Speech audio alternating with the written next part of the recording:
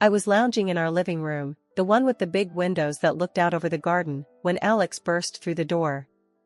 Mark, my husband of 27 years, was sprawled on the sofa, half watching some show on TV, half napping. Our lives were comfortable, to say the least. I was a senior exec at a jewelry firm, and Mark had his own construction business. We worked hard for what we had, and our country house was a testament to that. "Mom, Dad, I've got news," Alex announced, his eyes sparkling with excitement. He was our only child, the center of our world, and usually, his news ranged from getting a promotion at work to winning some local football match with his mates. But today, he had a different kind of glow about him. Mark sat up, rubbing his eyes. "What's up, champ?" he asked, using his pet name for Alex since he was a toddler. I straightened up, too, sensing this was more than just his usual updates. "What's going on, Alex? You look like you've won the lottery or something." Alex's grin widened. "Better," he said. "I'm getting married." The room went silent. It was as if someone had sucked all the air out. Married? The kid was only 25, for heaven's sake. Mark and I exchanged a glance, both of us mirroring the other's shock. "Married?" I finally echoed, my voice higher than I intended. "To who? When did this happen?" "Yeah, mate," Mark chimed in, his tone laced with disbelief. "You've barely been dating anyone long enough to, get married." Alex, unfazed by our reaction, beckoned to the doorway. "Come in, Emily." That's when I saw her for the first time. Emily was pretty, no doubt, with a smile that could light up a room. But something about her didn't sit right with me. Maybe it was the way she looked at Alex, like he was a prize to be won. "Mom, Dad, this is Emily," Alex introduced her, proud as a peacock. "We're in love, and we've decided to get married." "Nice to meet you," Emily chimed, her voice sweet, too sweet. "I've heard so much about you both." Mark stood up, offering a hand. "Well, this is a surprise. How long have you two been?" 6 months, Emily answered, squeezing his hand gently. 6 months? I repeated, my mind racing. 6 months and now marriage? It didn't add up. "Alex, can we talk?" "Not now, Mom. We're here to celebrate," he said, wrapping an arm around Emily. "We're getting married, and that's final." I bit my tongue, wanting to protest, to scream that it was too fast, too reckless. But I held back. This was my son, and if he said he was happy, then who was I to argue? "Okay," I said, forcing a smile. "Let's sit down. You must tell us all about it. How did you two meet?" As they recounted their story, something about a shared project at work leading to late-night dinners and weekend getaways, my mind wandered. It wasn't just the haste of the wedding that bothered me. It was Emily. She was too polished, her story too rehearsed. And then there was the timing. Just last month, we'd bought Alex a brand new car, a congratulatory gift for his promotion. And now, suddenly, he was getting married? The dinner went on, with Emily sharing more about her life, which, conveniently, didn't include any family of her own. "I'm an orphan," she said at one point, a perfect touch of sadness in her voice. "Alex and his family are all I have now." Mark and I nodded, offering sympathetic smiles, but alarm bells were ringing in my head. This felt off. Way off. After dinner, as Alex and Emily left, promising to keep us updated on the wedding plans, Mark turned to me, his expression grave. "You think what I'm thinking?" he asked. "That this is a mistake?" I replied. "Absolutely. But how do we tell him? He's smitten. We need to talk some sense into him, Lena. This is moving too fast. It's not right." The weeks following Alex's bombshell announcement were a whirlwind of emotions and, frankly, a growing pile of doubts. Mark and I had hoped our initial shock would fade, that we'd get to know Emily, and all our worries would prove pointless. But that's not how it panned out. Not by a long shot.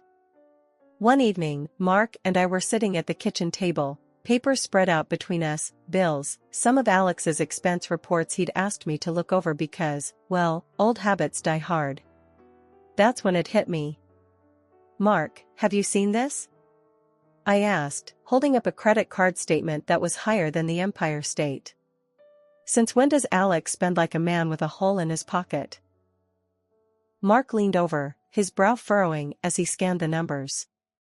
"What the hell is this? $5,000 at a fancy restaurant? And what's this, another four on jewelry? Since when does Alex buy jewelry?" We knew we had to talk to Alex, get some straight answers. So, we invited him over for dinner, a casual affair, but with the intent to dig a little deeper. Emily, conveniently, had other plans. "Alex, son," Mark began, passing him a beer and taking a seat across from him at the table, "we've been going over some of your expenses. Mind explaining some of these charges?" Alex took a sip, his face the picture of innocence. "What charges?" "The $5,000 at La Table d'Or for starters," I chimed in, trying to keep my tone light, not wanting to sound like I was accusing him of anything. "Oh, that," Alex laughed it off. "That was for Emily's birthday. Wanted to do something special, you know? Special's one thing, but this?" Mark gestured to the statement. "This is nuts, Alex. And there's more. Jewelry, clothes, spa treatments. It's like you're bleeding money." Alex's demeanor shifted, a slight edge creeping into his voice. "Look, I know it's a lot, but Emily's worth it. You'll see. Once we're married, things will settle down." "But, Alex," I pressed, "doesn't it seem a bit fast?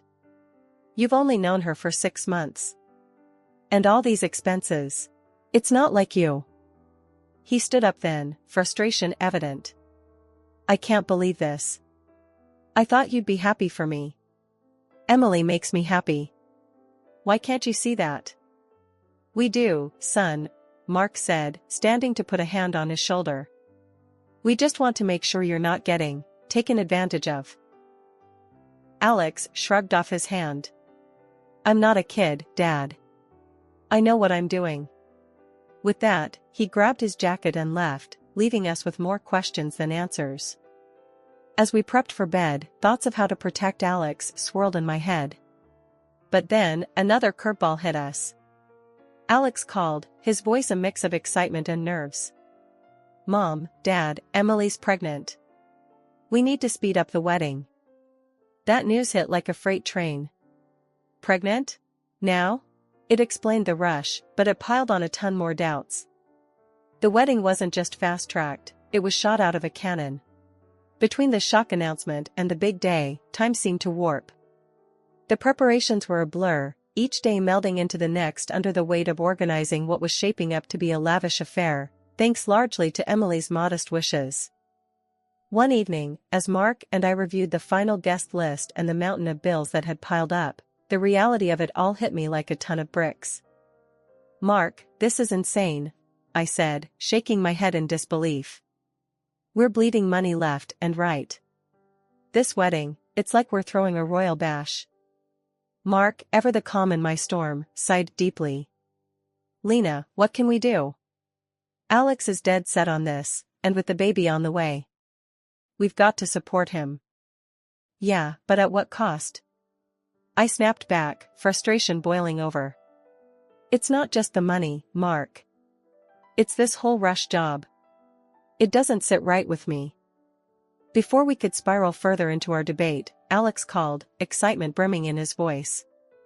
"Hey, Mom, Dad, everything's set. This is going to be the best day ever."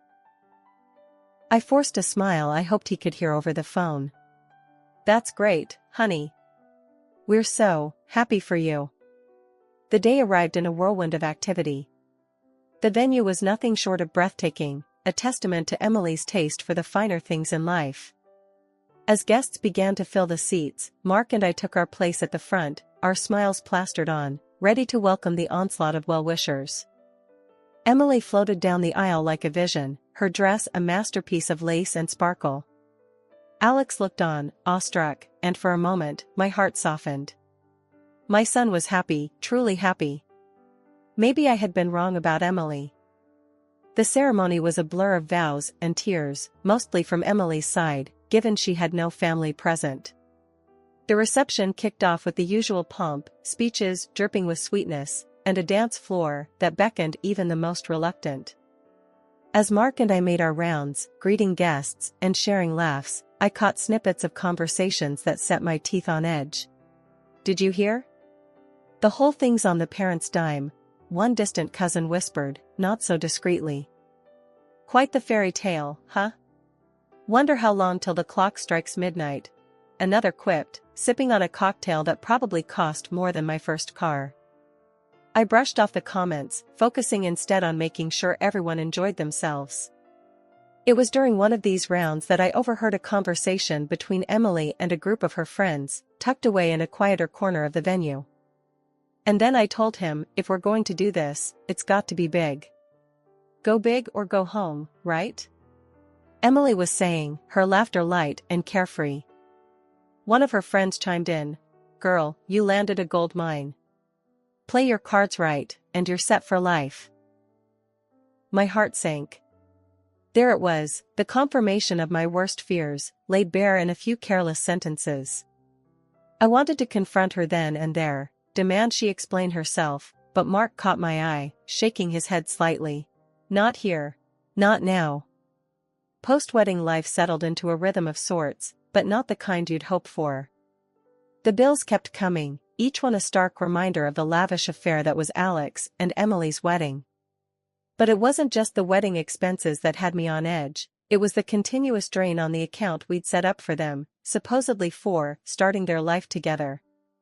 One evening, as Mark and I were going through our finances, I came across the latest statement for Alex and Emily's account.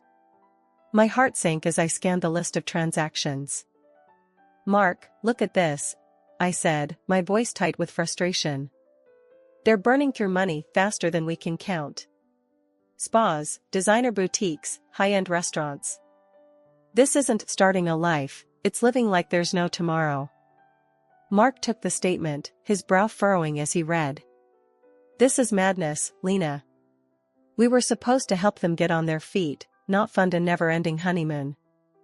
Feeling a mix of anger and concern, I decided it was time for a heart-to-heart with Alex. I invited him over, making it clear it was a mother-son chat, no Emily. When Alex arrived, he looked happy but tired, the weight of his new life etching lines on his young face. "Alex, we need to talk about the spending," I started, not wanting to beat around the bush. "You and Emily are going through money like it's water. This isn't sustainable." Alex sighed, a defensive edge creeping into his voice. "Mom, we're just enjoying life. Emily's had it tough, you know that. I want to give her the world." "Enjoying life is one thing, Alex, but this is excessive. You're not just spending money, you're wasting it on things that don't matter. What about saving for the future? For the baby?" But before I could press further, Alex dropped a bombshell that shifted the ground beneath our feet. "Actually, Mom, about the baby," he trailed off, looking anywhere but at me. "Emily had a miscarriage." The words hit me like a physical blow. Not just the sadness of the loss, but the timing, the convenience of it all. "When? Why didn't you tell us sooner?" I asked, my suspicion struggling against my sympathy. "It happened a few weeks ago. Emily didn't want to make a big deal out of it. She's been struggling. Struggling or not, something didn't add up. The more I thought about it, the more the pieces refused to fit together. Determined to get to the bottom of it, I decided to pay a surprise visit to Alex and Emily's place the following week. What I found was a scene straight out of a luxury magazine shoot, not the home of a couple supposedly grieving and tightening their belts. The music was soft but upbeat, the apartment spotless and filled with new, expensive-looking furniture.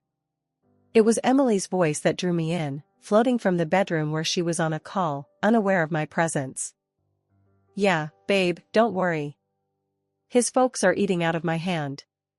We'll have the rest of the money soon." This fool doesn't suspect a thing, she was saying, her tone light, almost giddy. My blood ran cold. His folks? This fool? Was she talking about Alex? About us? I stood there, frozen, as Emily laughed again, her words a knife twisting in my gut. Just a little longer, and we'll be set for life. No need to rush the divorce. I'll milk this as long as I can. Rage and betrayal swirled inside me, a toxic mix that threatened to spill over. I wanted to storm in, confront her then and there, but something held me back. This needed to be handled carefully, strategically. I left as quietly as I had arrived, my mind racing with the implications of what I'd just heard. Mark needed to know, and we needed a plan. Emily was playing us, and it was time to turn the tables. After the revelation at Alex and Emily's, Mark and I knew it was time to get serious.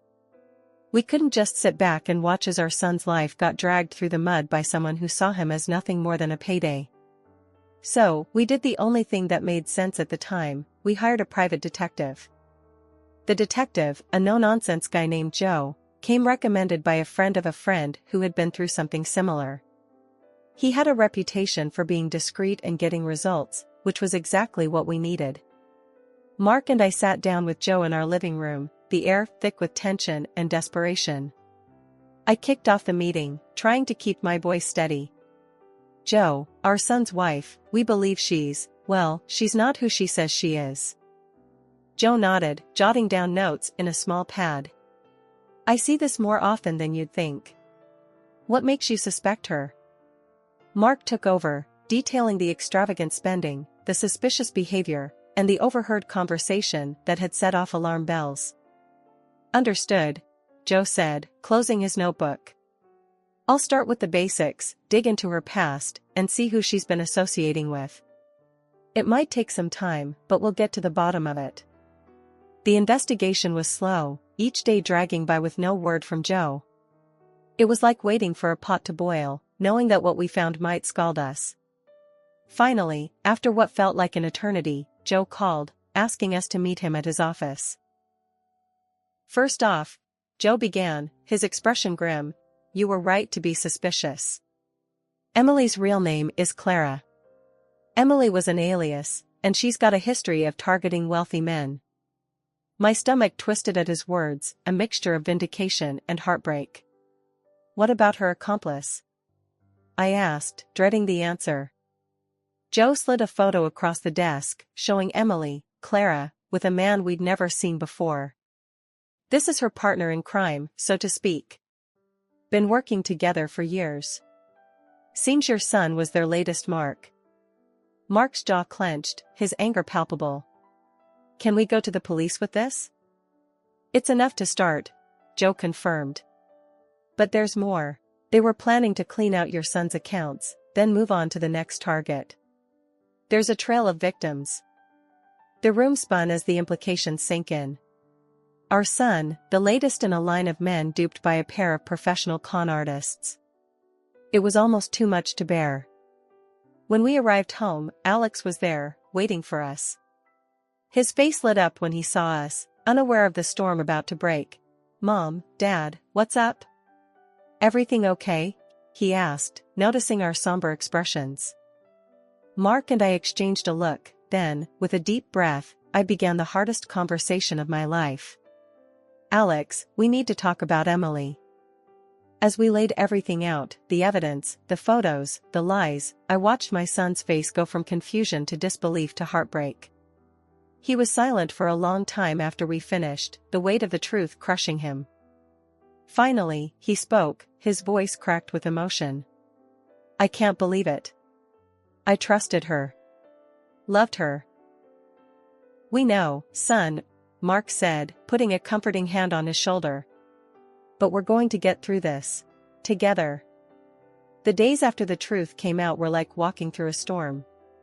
I went to the police, my heart heavy, but my resolve firm. The evidence we provided was more than enough. Emily, or Clara, as we came to know her real name, was arrested along with her so-called accomplice. Watching them being taken away in handcuffs, I felt a mix of relief and sorrow. relief that we had stopped them, and sorrow for what my son, Alex, was going through. The confrontation with Emily before her arrest was something out of a nightmare. She cried, pleaded with Alex, claiming her love for him was real, that I was trying to tear them apart. Her tears might have fooled him once, but not anymore. Please, Alex, you have to believe me. I love you. Your mother, she's trying to get rid of me. She sobbed, clutching at his hands, desperate. Alex looked at her, his face hard and unreadable. Love? You call this love? You've been lying to me since the day we met. There's no us, Emily. It's over. Her pleas fell on deaf ears. The betrayal was too deep, the lies too many. Alex filed for divorce, cutting whatever ties that bound him to the woman he thought he knew. The trial was a blur. Emily and her partner were found guilty, sentenced to a short but definite term behind bars. It was justice, but for Alex, it felt hollow. The woman he had loved, the life he thought they were building, it was all a lie. After the trial, our home was filled with a heavy silence. Alex was a shadow of himself, lost in the what-ifs and the betrayal. We tried to reach out, to help him through it, but the hurt was too deep. One evening, I found him sitting alone in the living room, staring at nothing. Alex, I said gently, taking a seat beside him. You know, it's okay to feel lost right now. What she did, it's unforgivable. But you're not alone. We're here for you. He nodded, his eyes moist. I know, Mom. It's just hard. I thought I knew her. I thought what we had was real. It was real to you, and that's what counts. She made her choices, and now she's facing the consequences. But you have your whole life ahead of you. This is just a chapter, not the whole story. Alex leaned back, taking a deep breath. Yeah, I guess. It's just hard to see the road ahead right now. Take it one day at a time, I advised, squeezing his hand. And when you're ready, we'll be right here to help you rebuild, to find your path again. Mark joined us, wrapping an arm around Alex. That's right. We're family. We stick together, through thick and thin. Slowly, very slowly, Alex began to find his footing again. The pain and the betrayal didn't disappear overnight, but with each passing day, he started to look forward, to think about his future, not just the past he had lost. 2 years had passed since the trial and Emily's sentencing. Life was slowly finding its way back to some semblance of normalcy, or at least as normal as it could get after the storm we'd weathered. Alex was doing better, focusing on himself, even starting to talk about going back to college. It was a slow healing process, but he was getting there, with us by his side every step of the way. Then, out of the blue, the phone rang one evening. I answered, not expecting anything out of the ordinary. Hello? Is this Mrs. Lena Thompson? The voice was hesitant, almost timid. Yes, it is. Who's calling? I asked, a sense of unease starting to curl in my stomach. It's Emily. I mean, Clara. My heart skipped a beat. After everything that had happened, hearing her voice was the last thing I expected. What do you want? My voice was cold, harder than I intended. I'm in trouble. I need help. I have nowhere else to turn, she said, desperation seeping through her words. And you thought to call here? After everything you've done? I couldn't keep the disbelief out of my voice. I know I have no right to ask, but I'm alone, and I'm pregnant. For real, this time. The news hit me like a punch. Pregnant. The audacity of her calling us, after the lies and the pain she caused, was astounding. Listen, Clara. You made your choices. You have to live with them. As for your situation, I suggest you find help elsewhere. There are places, agencies that can offer assistance. But I thought maybe, after everything, there could be a chance for forgiveness. I really did love Alex, you know.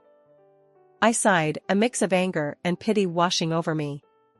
Forgiveness isn't mine to give. And as for Alex, you lost the right to even mention his name. You need to move on, Clara. Find help, but don't call here again." There was silence on the line, heavy and thick. Then, a quiet, "I understand. I'm sorry." And she hung up.